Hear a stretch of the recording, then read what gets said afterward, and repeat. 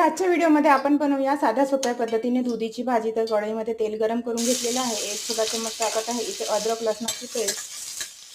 लसणाची पेस्ट तेलामध्ये छान परतून घ्यायची। त्यानंतर इथे टाकायचं अर्धा छोटा चमच जिरा सुद्धा छान असा परतून घ्यायचा।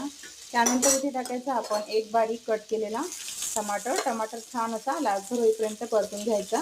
आपण इथे टाकूया एक बारीक कट केलेला टमाटर सुद्धा छान असा तेलामध्ये परतून घ्यायचा। कांदा आणि टमाटर छान शिजल्यानंतर आपण इथे टाकूया 2 छोटे चमच तिखट, हिंग, हळद आणि 1 छोटा चमच मीठ टाकलेलं आहे चवीनुसार। छान मिक्स करून घ्यायचं। आपण इथे टाकूया दुधी। हे बघा दुधी छान कट करून घेतलेली आहे आणि याचे छिलके काढून छान स्वच्छ पाण्याने धुवून घेतलेले आहे। आता हा सर्व मसाल्यामध्ये छान मिक्स करून घ्यायचं। आपण मंद आचेवर 10 मिनिटं शिजवून घेऊया। ही तयार झालेली आहे। वरून टाकूया थोडासा गरम मसाला। सबस्क्राईब करा मराठी किचन विथ मनीषा आणि लाईक